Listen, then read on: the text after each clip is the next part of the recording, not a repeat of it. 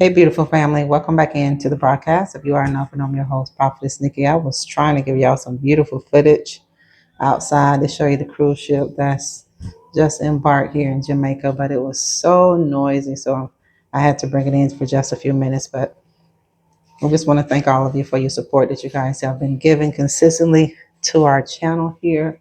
Thank you for your giving, your prayers. Thank you for your seeds, and thank all of you for your acts of kindness.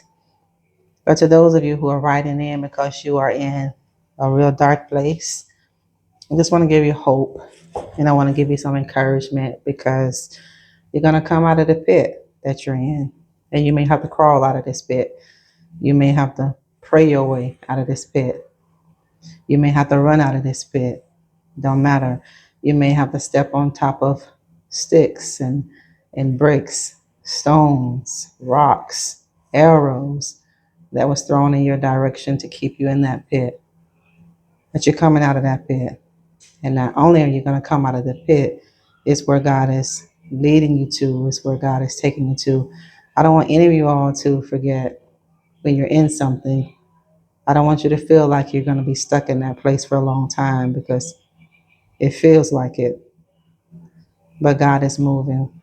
Even when you can't trace God, when you can't track Him, when you can't feel it, He's still there. Even when you have no clue of what God is doing, He's doing something. And He's always doing something on behalf of His kids every single time. So wherever you are right now, it's not a permanent place. So don't make a temporary place something permanent. It's just like when God was bringing the children of Israel out of bondage in Egypt under the hard taskmaster of Pharaoh. Moses was leading those people out, but they were stuck mentally in a pit because sometimes God can move us out of a place, but the mindset has to move too. So when God is leading you out of something, make sure your mind shifts. Make sure that your mind is moving because God is bringing you to Canaan. He's bringing you to a land that's going to flow. He's bringing you to a land of abundance. He's going to bring you to a palace. And you may feel like Mephibosheth in the Bible. You all remember the story of Mephibosheth when he was dropped by his nanny and his legs were broken? But he had somebody to carry him and to sit him at the king's table. God always has somebody to carry you. I don't care who dropped you. It doesn't matter who forsook you. God has somebody that's going to pick you up. Somebody may have fumbled you in life, but there's somebody behind you. There's a Boaz behind you. There's a Queen Esther behind you. There's a queen that's going to pick you up and carry you all the way to the finish line and sit you at a kingsman table, a queen's table. So you're in a pit on your way to the palace. I don't care how you get out of it. It doesn't matter. You're going to get out of it. So stay positive. Don't be negative. It's easily said than done, and it's going to require a lot of prayer. It's going to require a lot of you all just changing how you think because your life is a mirror of what you think. So be careful what you say because what you say you're going to have. Death and life are in the power of your tongue. You want to change your life? You want to change your world? God said, I gave you the power to do it. Sometimes we feel like we're waiting on God to change the situation. And God said, no. He said, I gave you all the power and authority to do it. So He's passed the baton to you to change it. So change your situation. Think about when God created the world. He didn't use a physical hand to do it.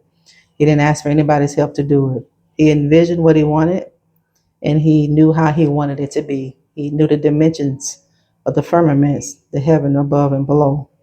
So you know what the life you want? God said in Habakkuk, write the vision and make it plain. So when you write the vision and make it plain on paper, now I want you to envision it. I want you to envision what that life would be like, what it would feel like in the place you want to be, what it would feel like living the life you want to live. You can't keep the mentality of a pit and you want to come out and get to the palace. So you got to get rid of this thinking. You have to because God is pulling you out of a place. He's pulling you out of a place of Lodebar He's pulling you out of a place of insufficiency, debt, lack, poverty, bankruptcy. That's a pit. Anything that is designed to hold you back and to squeeze the life out of you. See, that's a python spirit. We know a snake, right? And we know the nature of that python, and it's to squeeze and to crush. That's a spirit spiritually, okay? So, in order for you not to get squeezed by that python spirit, you have to stay prayed up, family of God, because where you are going is far better and it's far greater than what you just come out of. Sometimes you got to pray your way through. I'm telling you, I know how you feel, family. Sometimes you got to cry and snatch your way out of it, but you're going to get out of it. God sees. And maybe you feel like you can't take it anymore. Maybe you feel like you can't bear it. When we can't bear it, God will lift it.